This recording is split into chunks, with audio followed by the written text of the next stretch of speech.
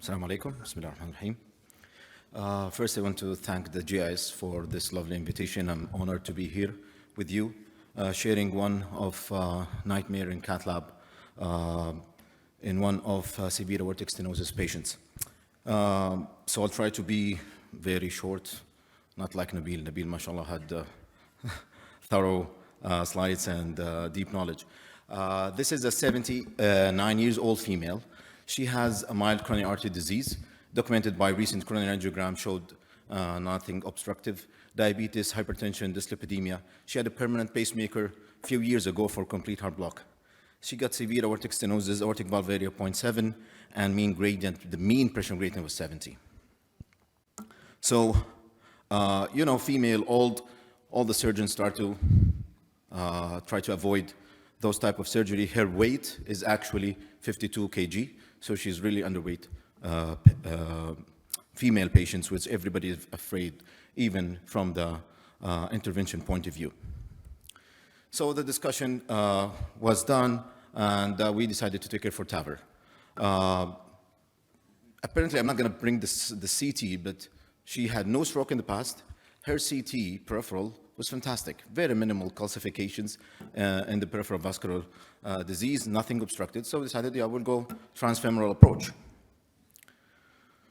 And I want to show you, this is the right femoral. You can see, very nice puncture, a little bit of tortuosity, but nothing obstructed. This is the left femoral. She had no radial, by the way, no radial pulses at all. So this is for the pigtail. The left puncture was not great, just at the bifurcation, but it's okay. We can just hold the compression after we're done. This is, I'll just go through the TAVR quickly. This is quickly that we deployed the valve in about 5 or 10 minutes. I forgot to mention that during we deployed the sheath into to deliver the valve, there was a sound that I didn't like. A notch that, well, something there maybe I should look at it before I leave. Okay, we deploy the valve, and core valve was okay. There's no regurgitations, all coronaries are fine. And then I went with the pigtail from the left axis, and you can see here at the end, appreciate there may be some perforation. We were not sure at that time. We have per-closed, 3 per-closed, so it's 14 French sheath. And then when we did the per-close, my second operator said, no, okay, let's just do it, remove everything, and let's per-close it. And this is what we saw. Complete mess. There is no wire. So initially we thought we have to put a safety wire, as every case, but we thought that this is going to be straightforward TAVI. And at this time, we start to have hemodynamic instability.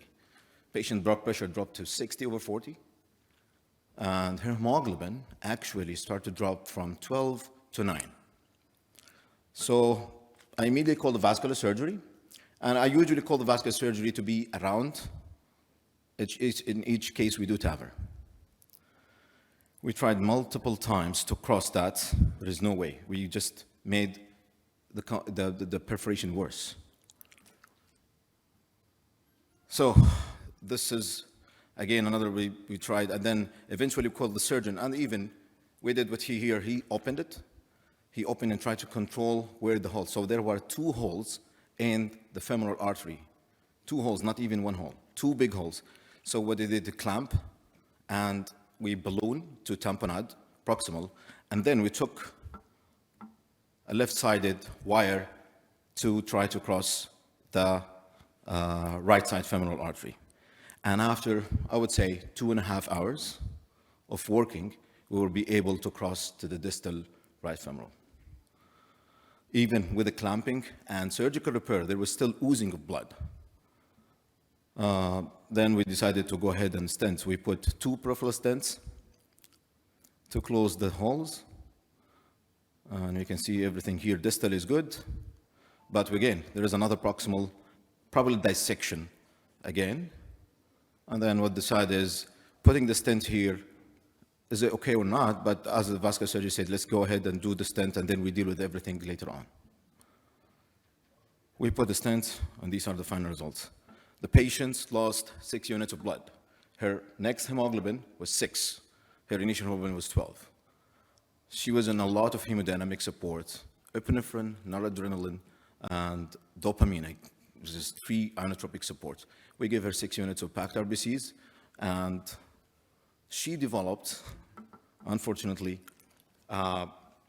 hypoperfusion-related stroke, and after that, she developed an infection at the site. You know, all this manipulation, 4 hours at the peripheral, playing in that area in the cath lab, will increase the infections. She developed infections. She stayed in the hospital 3.5 weeks after this, so probably more than even open AVR or surgical AVR.